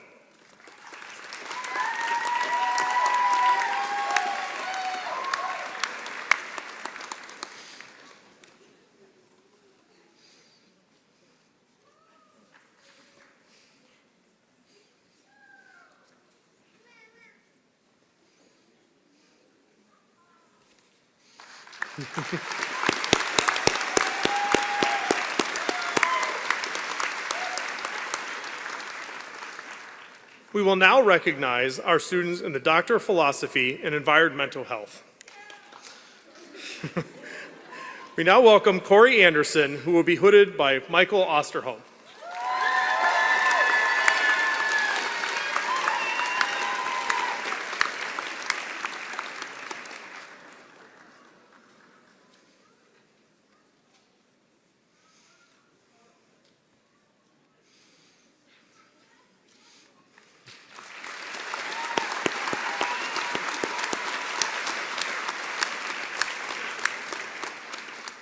We now welcome Samuel Jacobs, who will be hooded by Professor Marison Ramirez and Nicole Morris.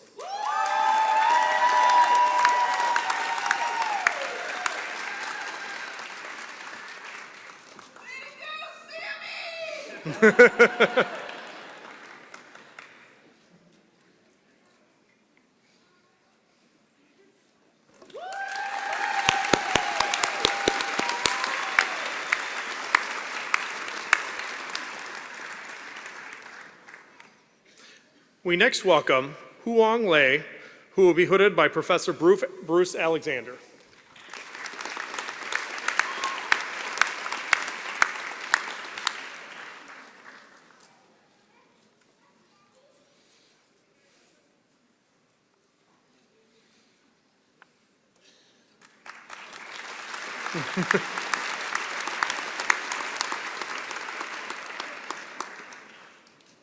We next welcome Matthew McFalls, who will be hooded by Professor Marison Ramirez.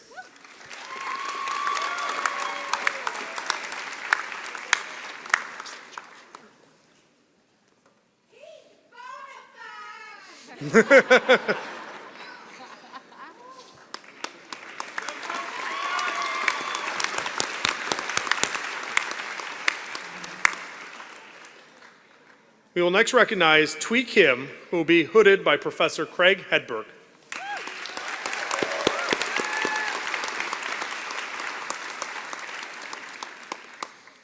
Let's go, baby!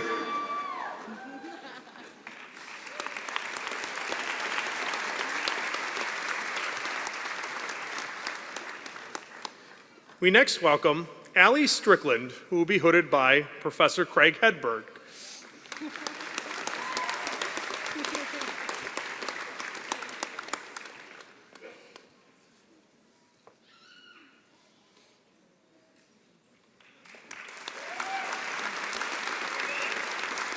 Just stay there, Craig. We next welcome Madhura Vashon, who will be hooded by Craig Hedberg.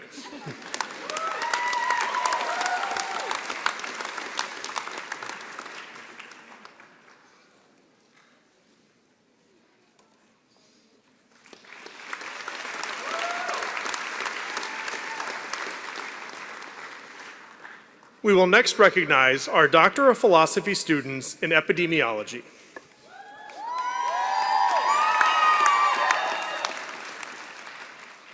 We now welcome Bruno Bond, who will be hooded by Associate Professor Ryan Demmer.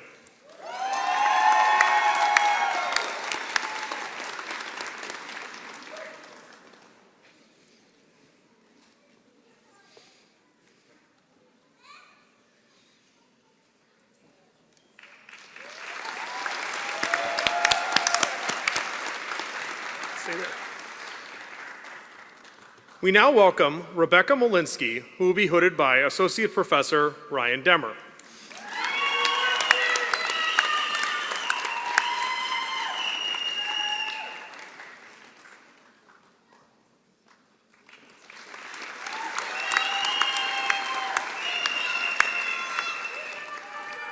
We now welcome Sydney Johnson, who will be hooded by Associate Professor Susan Mason.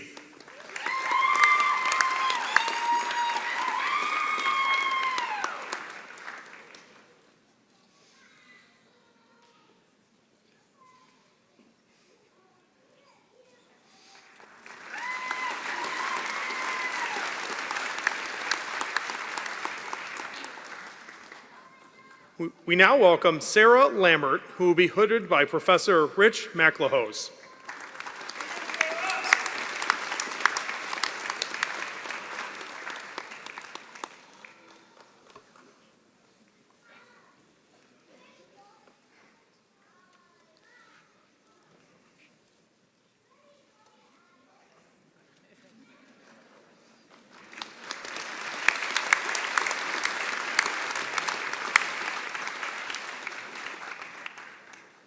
We now welcome Rumya Rumasubramanian, who will be hooded by Professor Bairat Tyagarajan.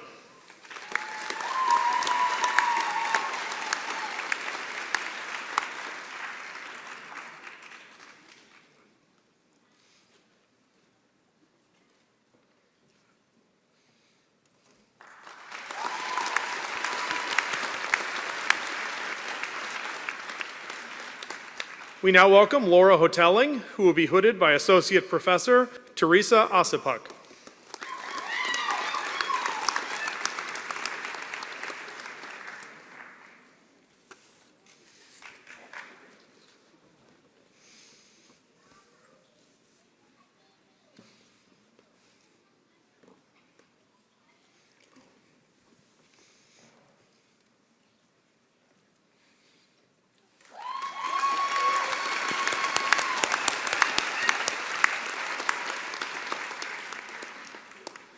We now welcome Shua Wong, who will be hooded by Associate Professor Anna Prismet.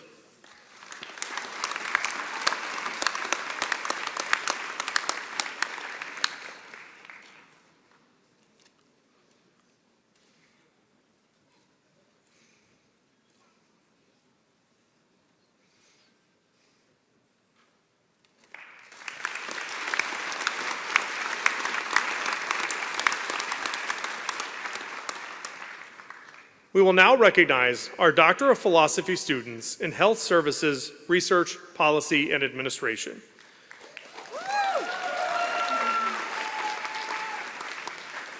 We now welcome Adichinma Akosinu de Souza, who will be hooded by Professor Peter Huckfeld.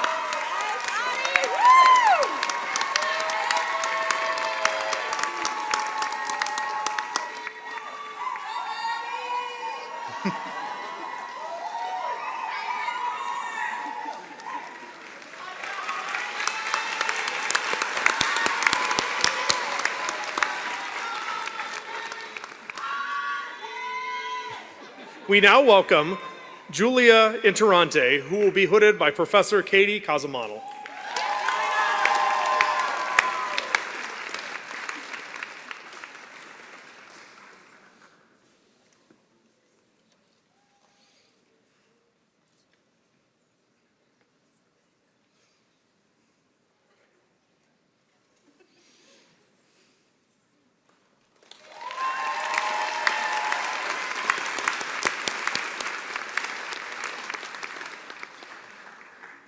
We now welcome Alexandria Christensen Cabrera, who will be hooded by Professor Katie Casamonal.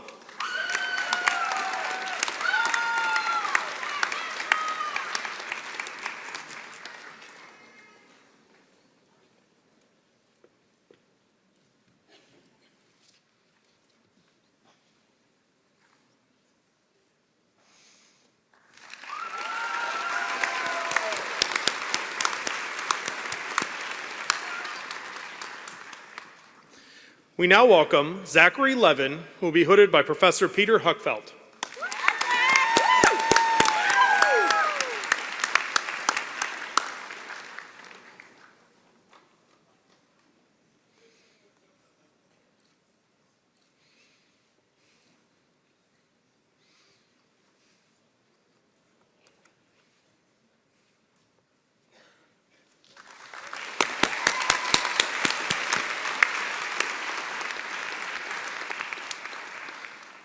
We now welcome Megan Munger, who will be hooded by Professor Beth Vernick.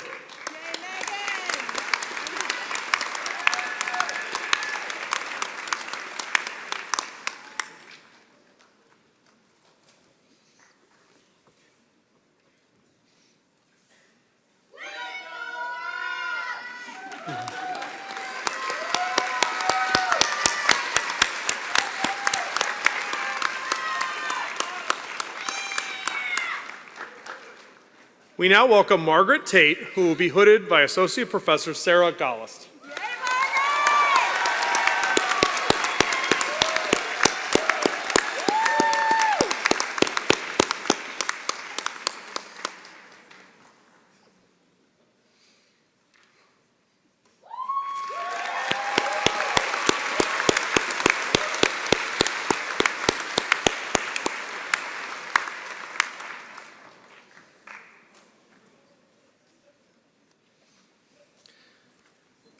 Congratulations to the School of Public Health, class of 2023.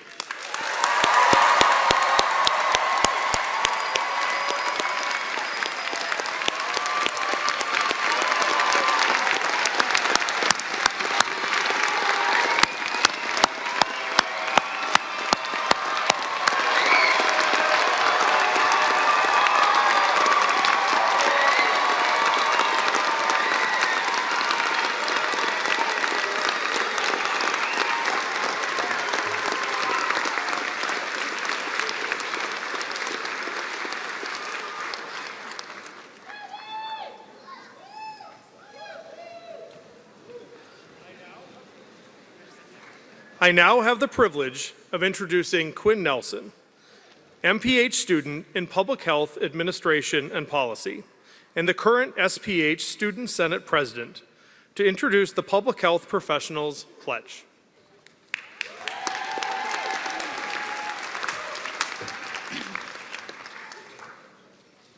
One of our most treasured commencement traditions is the recitation of the Public Health Professionals Pledge. This statement affirms our shared goal in promoting the health of populations, and it unites us as a profession. Class of 2023, it has been a privilege to learn from and grow alongside you all throughout this past year, and a joy to be able to celebrate all of your hard work and major accomplishments through this very special occasion. It is an honor to lead you in the pledge, which is printed on page 27, the final page of your program. Graduates, please stand as you are able and repeat after me.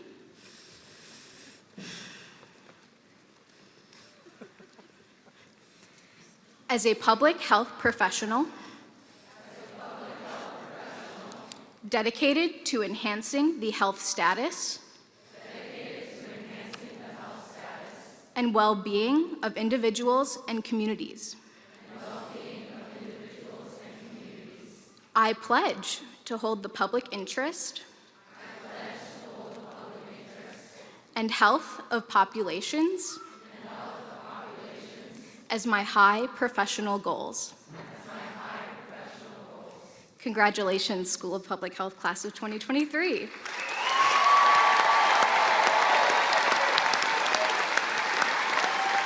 Graduates, please be seated.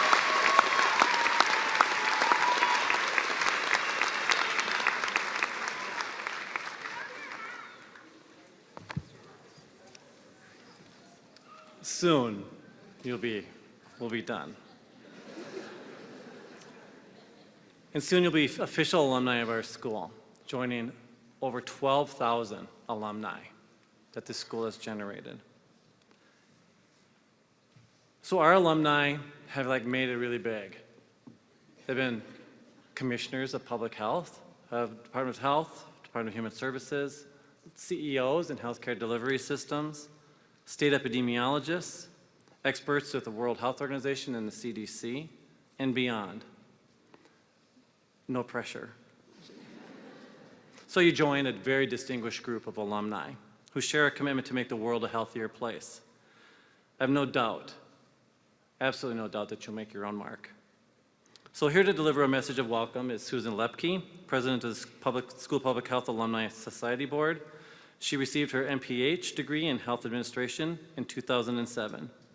She is the Senior Director of Public Policy and Strategic Partnerships for the Association for the Advancement of Blood and Biotherapies, where she is responsible for advancing advocacy and driving public policy initiatives on informing patient access to transfusion medicine and biotherapies.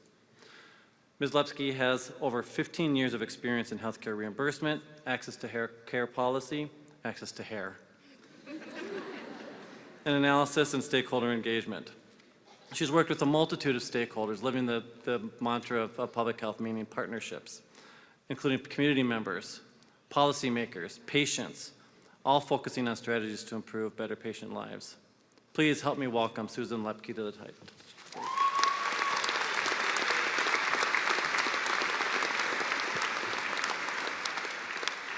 Thank you, Tim. Greetings, class of 2023! Yeah! I am Susan Lepke. I am first-generation Nigerian American and a proud alumna, of the School of Public Health. I am also a dancer, a community volunteer, and someone who believes that you can make someone's day with a little kindness and a little smile. It's my honor and privilege to be one of the first to welcome you to the School of Public Health alumni community today. Since its inception in 1982, the School of Public Health alumni community has worked to serve alumni and students, promote excellence in programs, and advance public health efforts in our community and in the world. The first degrees and certificates in public health were awarded by the university in 1935. That's a long time ago. So today, in 2023, you join a community of over 12,000 plus alumni from the School of Public Health. Our graduates span the state, the country, and the globe. I want to thank you for choosing a career in public health. The COVID-19 pandemic has shined a bright and sobering light on the importance of public health and the tremendous debt of gratitude we have and we owe to all our public health professionals. As a graduate of the School of Public Health, each of you now belong to the alumni community, a strong network of leaders committed to public health and to improving the health and well-being of people around the world. There's no need to sign up to fill a form. You're automatically enrolled. Congratulations. You're one of us now. And as a member of the alumni community, I implore you to connect with this amazing network and remain engaged with the school. You can become a mentor, join our events, they're really fun, serve on the alumni board, like me, or make a gift to support scholarships. There are so many opportunities to give back, get back, and make an impact. Our alumni help shape the academic experience for students who follow in your footsteps. And here's what we promise to you. The more you put into the Alumni Society, the more you will get from it. Just like in your student experience, the more you engage, the more you invest in building relationships and connections, the more you will benefit from our strong and engaged alumni network. I look forward to meeting all of you. Thank you.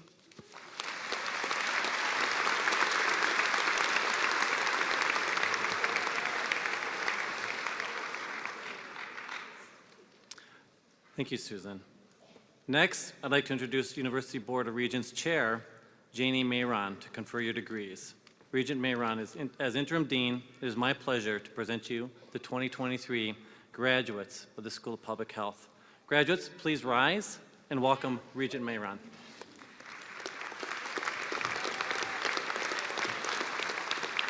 Thank you, Dean Beebe. It is incredibly inspiring to be here today. On behalf of the University Board of Regents, I extend a heartfelt congratulations to the class of 2023 and am excited to see the impact you will have on the future of health in this country and around the world. Thank you, Dean Beebe, for inviting me to be part of this momentous occasion for the School of Public Health and its graduates today. And now the words you've all been waiting to hear. Upon the recommendation of the faculty and by the authority of the University of Minnesota Regents, I now confer upon you the degrees for which you have qualified. Congratulations, and switch that tassel to the other side.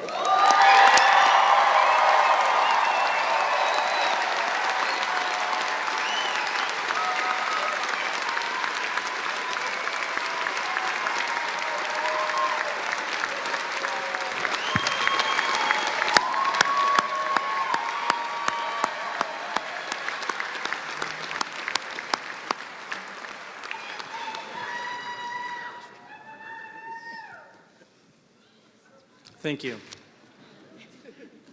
So the best part of my talk, it says it's closing remarks.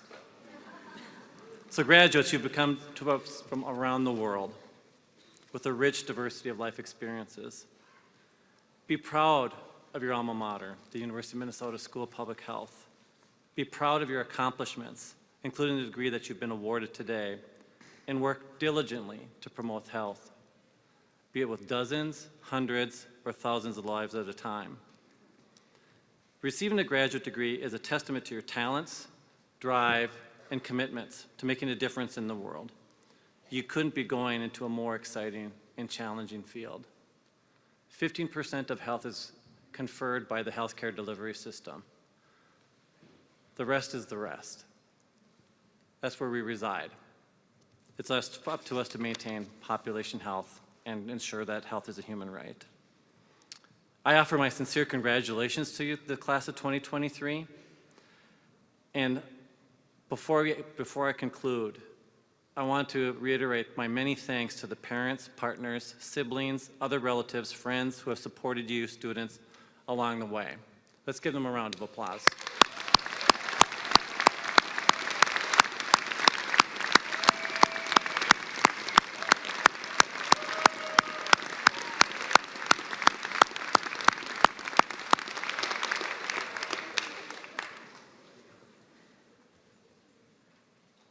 Many of you parents and partners and siblings are like, I can't believe this actually is happening.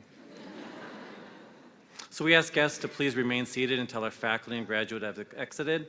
After the recessional, we invite you to continue past the lobby onto the plaza to meet your graduate for a reception. Thank you so much for a wonderful evening, and congratulations once again.